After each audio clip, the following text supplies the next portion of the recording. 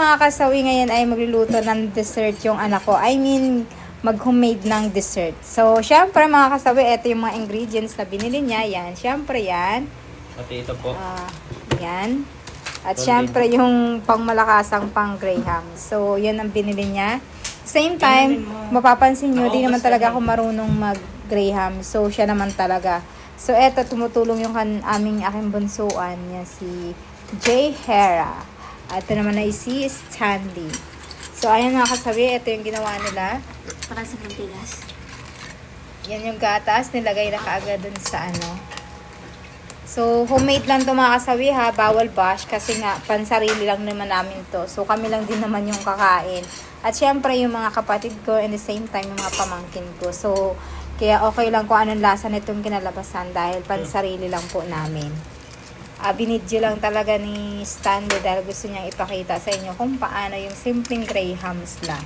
So, ayan, ibubuhos niya na lahat ng yan, Angel, yung pang creamer sa Grahams. At the same time, si Hera, nagdudurog na ng Dapat sobrang durog. No. So, after na ginawa ni Stanley yan, lahat ng creamer. So, ngayon ay huwag ka sumabay, atis ka. Ayop. Ay, natuloy. Sige. After nilagay ni Stanley, ay eto na yung nilagay niya na yung kondensada. Medyo Ayan. matagal pa to guys. So, syempre, yan mga kasabi para tapos after nyan ay shake na. So, ganun lang naman kasimple yung paggawa ng mga kasabi. At syempre, yung aking binata, ayan. Anong masasabi mo, nak? Masarap ba yan? Hindi ko alam. So, husgahan natin kapag na yan. Yan mga kasabi. So, ayan, at napagod na silang magkamay-kamay ng durog-durog. O, dun bash, kasi pansarili lang namin to ha. So, ito, blender na lang para hindi na sila mapagod. Yan si Ate Levy, ang kusinera, at si Hera, ang panggawa ng Yan. Tapos, i-blender na lang.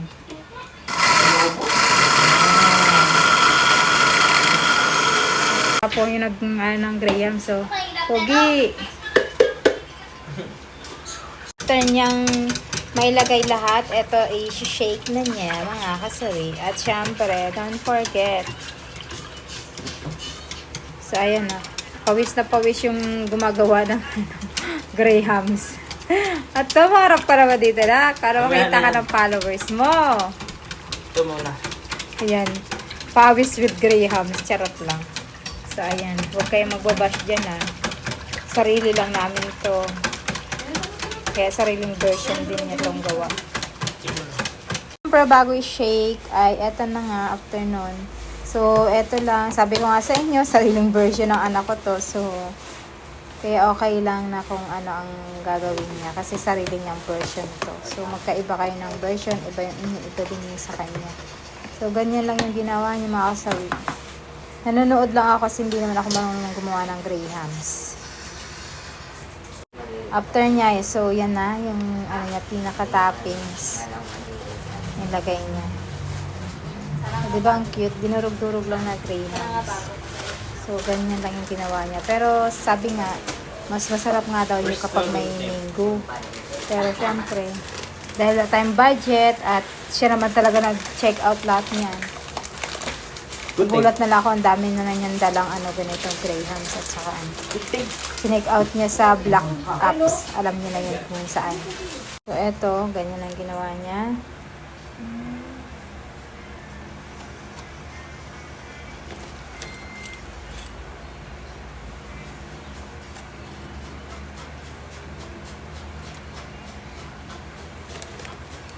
May sira pa. Yaman, nasira. Oh. Kaya malaki yung lagay namin kasi sa amin yan. Malaki. Dahil malaki yung parte ko dyan. Charot lang. Laki talaga party dito ni mami. O yun o. Aminin nyo na malaki daw yung party ko. Kasi syempre, ako lang naman yung nanay-tatay dito. Kaya kailangan doble yung party ko. Charot. Joke lang.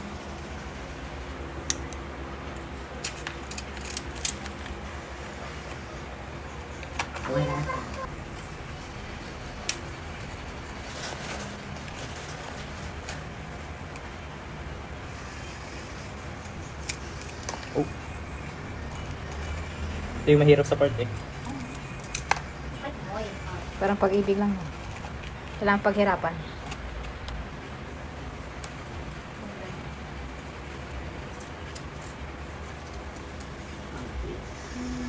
Oh, that's it. Need too much. Hindi pa.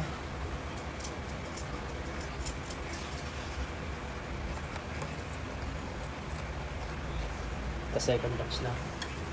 So next ulit, ganun ulit.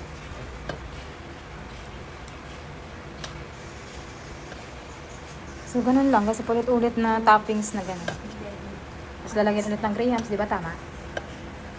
Ganun lang kasimple.